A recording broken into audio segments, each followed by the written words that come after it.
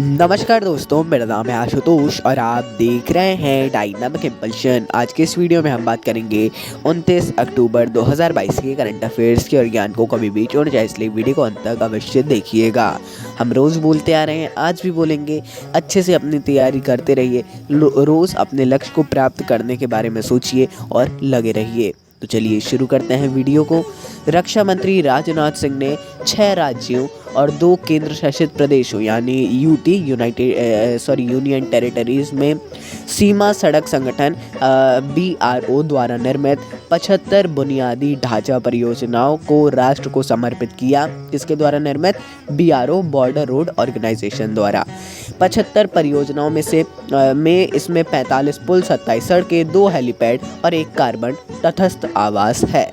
बहुत ही अच्छी बात है। ये कुल 75 परियोजनाएं हैं और इनका एक साथ लॉन्च करना भी एक बड़ी बात होती है। इस बात को याद रखिएगा। किसने किया है? रक्षा मंत्री राजनाथ सिंह ने। जो BRO है वो रक्षा मंत्रालय के नेतृत्व में आता है, उनके ही अंडर में आता है। ये बात भी आपको याद रखनी है। तो चलिए अगली जानकारी को देखते हैं। राजस्थान सरकार ने राज्य पुलिस के इंटेलिजेंस के प्रमुख कौन है? उमेश मिश्रा को राजस्थान का अगला पुलिस महानिदेशक नियुक्त किया है। देखिए वर्तमान में पुलिस के इंटेलिजेंस के प्रमुख हैं, अब इनको पुलिस महानिदेशक नियुक्त कर दिया गया है। वर्तमान में इंटेलिजेंस के महानिदेशक के रूप में कार्यरत ये 1989 बैच के भारतीय पुलिस सेवा यानी IPS अधिकारी हैं। चलिए अगली जानकारी को देखते हैं। रिलायंस मेटावर्स पर आई कॉल पोस्ट करने वाली पहली भारतीय फर्म यानी पहली भारतीय कंपनी बन चुकी है रिलायंस, है ना। देखिए इन्होंने मेटावर्स पर आई कॉल पोस्ट की है, ऐसा अभी तक किसी ने नहीं किया है। इस घोषणा ने रिलायंस को अपने हितधारकों के साथ जुड़ने के लिए मेटावर्स माध्यम का उपयोग करने वाली भारतीय फर्म भी बना दिया है। बहुत ही ज़्यादा अच्छी बात है। मेटावर्स बहुत ही हॉट टॉपिक, बहुत ही ज़्यादा इसके बारे में आवश्यकता है पढ़ने की। मैं भी इसके बारे में ज़्यादा जानकारी नहीं है, मुझे भी, मैंने बहुत पढ़ा, फिर भी उतना ज़्यादा मेरे को समझ में नहीं आया है। मतलब मैंने और ज़्यादा मैं पढ़ूंगा, उतना समय नहीं मिला, फिर भी मैं पूरी कोशिश करूंगा। चलिए आगे बढ़ते हैं। भारतीय नौसेना विशाखापट्टनम में 26 से 30 अक्टूबर 2022 तक सिंगापुर भारत समुद्री द्विपक्षीय अभ्यास, इसका नाम है सिम्बैक्स, के 29वें संस्करण की मेज़बानी कर रही है। सिम्बैक्स 2022 को 2 चरणों में 26 और 27 2022 में विशाखापट्टनम के हार्बर चरण और उसके बाद दूसरा चरण 28 से 30 अक्टूबर तक बंगाल की खाड़ी में आयोजित किया जा रहा है। चलिए आगे बढ़ते हैं। ये तो बहुत ही ज़्यादा इंटरेस्टिंग अगर आपको लगे, और ये एक इम्पॉर्टेंट न्यूज़ भी है। दुनिया के सबसे अमीर व्यक्ति एलन मस्क ने $44 बिलियन में ट्विटर का अधिग्रहण कर लिया है, पूर्णतः अधिग्रहण किया है इन्होंने। और इसके बाद तुरंत ही CEO पराग अग्रवाल समेत कई शीर्ष अधिकारियों को इन्होंने बर्खास्त भी कर दिया है। बहुत ज़्यादा इम्पोर्टेंट न्यूज़ है ये। क्या है? देखिए इन्होंने अधिग्रहण किया, अब ये मालिक बन गए। इनको CEO वगैरह की ऑब्वियसली कोई ज़रूरत अब नहीं ही पड़ेगी।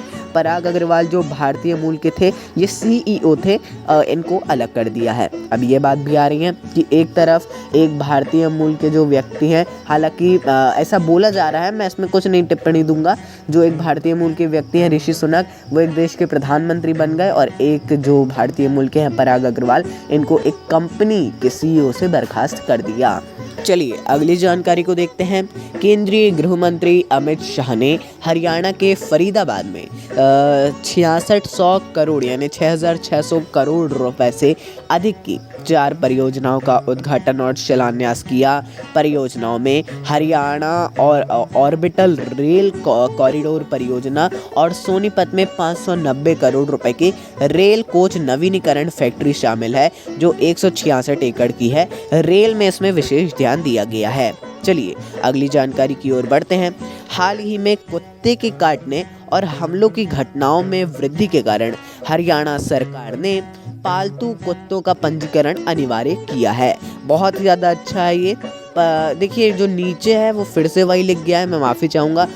देखिए मैं बताता हूँ इसके बारे में।